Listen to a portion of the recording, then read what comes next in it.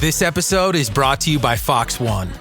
Watch all 104 matches of the FIFA World Cup live in 4K for just $19.99 a month with 3 days free.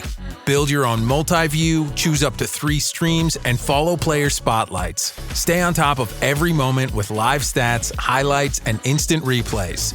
The FIFA World Cup, streaming live on Fox One. Offers are subject to change. See fox.com for complete terms and conditions. Katz and Cosby, entertaining and informative on the Red Apple Podcast Network. We were talking about the Energizer Bunny. President Trump, there he was at the White House as we were watching till I was watching 2 in the morning. He didn't leave the White House till about.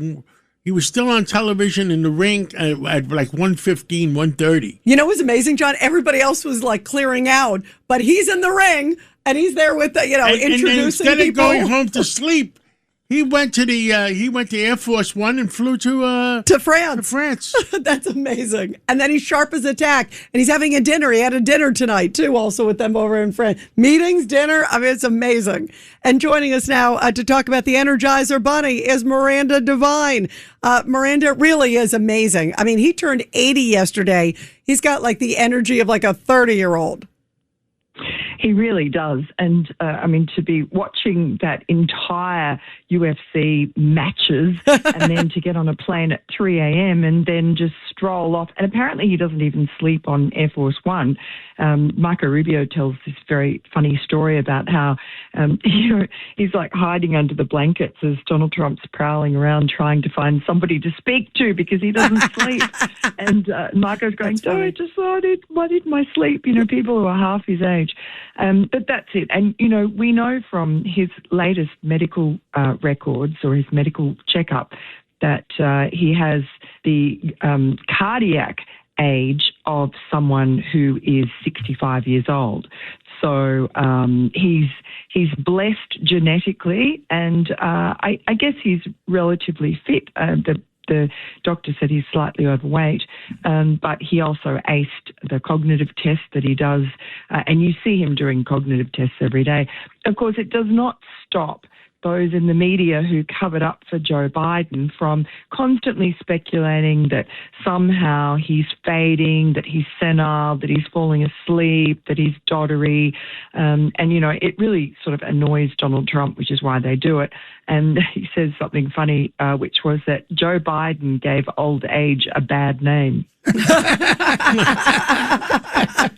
By the way, Miranda, there was this moment I was watching last week. He's in the White House and flanked by, a whole bunch of members of his cabinet. He looks down, literally, like in real time, it's like half a second.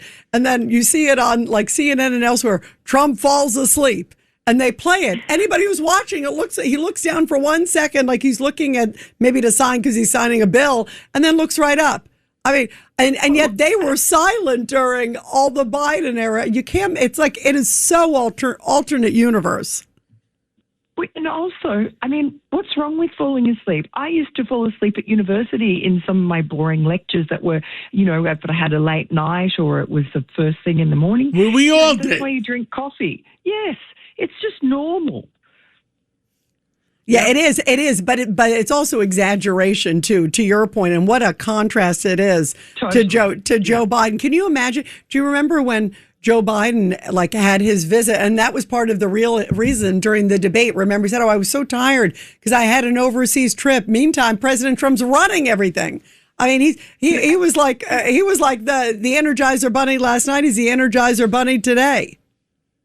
Yes, and that overseas trip Joe Biden talked about was about 2 weeks earlier, and he'd just been at Camp David resting up and practicing and having a lovely old time. It wasn't as if he hopped off a plane, hard at right? The presidency. Yeah. Right. It wasn't like he hopped off a plane and it was like 2 years earlier he had, I'm exaggerating.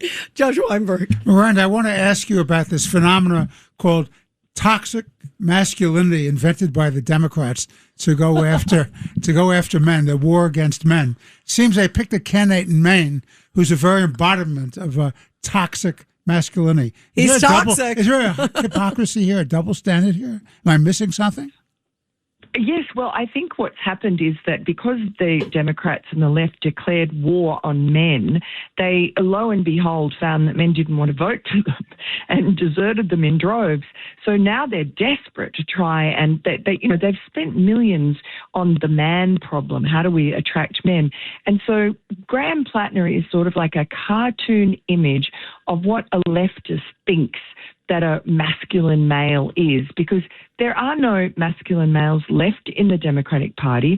So it's sort of this theoretical model. They think, we've got to get someone with tattoos, a deep, fake, in my view, totally fake voice, with some military background, who swears, who's vile, who's a sexist, who abuses women. Who's anti-Semitic. Anti-Semitic, all these things. Anti-gay rights. Yeah, anti-African and blacks, too. Remember, he made some very, right? Yeah. So racist, homophobic, sexist, all the things that they accuse Republicans of or accuse Donald Trump of, they went and found themselves the one candidate in Maine who kind of cosplays a masculine male, but actually is a leftist in disguise, pretends that he's like a working class guy, dresses up like one, but was born with that silver spoon in his mouth, went to a $75,000 a year prep school, and he's supposedly an oyster farmer, and they call him an oyster man. Apparently, there's no such word as an oyster man, but poses now as a newly minted oyster farmer. His one client is his mother's restaurant. Right. So, a real self-made man. And his parents didn't his father put up the mortgage or something, right? And his home? It's the house he lives in. Right. It's the house he lives in. Everything about him is a construction. We've seen the two kind of crazy Democrat, I don't know what they are, strategists who went to Maine with the specific purpose to find someone that looked like they were from central casting but would still be a Democrat candidate and a far leftist.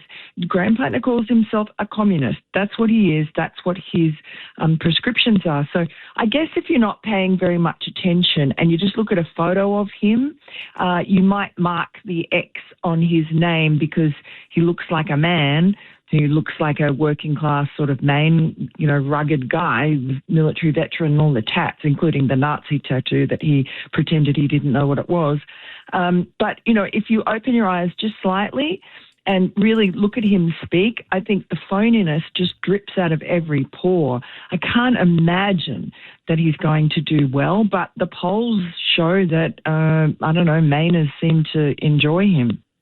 Yeah. Well, and that's the scary thing. All these women and behind him, Miranda, it killed me watching it. The victory spell, like clapping like lemmings. Are you kidding me? What are you doing behind him? And then we had the Maine GOP chair who said it's better they're behind him than in front of him. Yes, exactly. That is very good. I don't know. Look, I don't know if those are real women, if they're paid, if they're just so brainwashed that they will vote for Hitler if it means that Donald Trump doesn't, get some power stripped from him. That's all they're about. And as Judge Weinberg started this all off by saying, it's hypocrisy. It absolutely is. I remember the days when Elon Musk was being castigated by Democrats for raising his arm, and they froze it in a photo and said it was a Hitler salute. Ridiculous.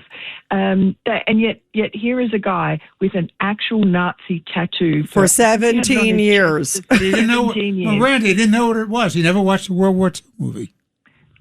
Well, and he calls himself a history buff, and we now have two former girlfriends, maybe there are more because they seem to be coming out of the woodwork every day, who said he absolutely knew what it was. He called it my Totenkopf, or if I'm pronouncing it correctly. Yep. He said to another girlfriend, "Oh, yes, I know. I keep the Nazi tattoo because I want everyone to know that America was the bad guys overseas." He's also anti-American. It's really frightening. Miranda, I've never seen anybody like this. It is shocking that anybody would even vote for this guy, too. It's despicable. Miranda, thank you. We love you. Thank you so much, Miranda. Thanks so much. Thank you Love so talking much. to you.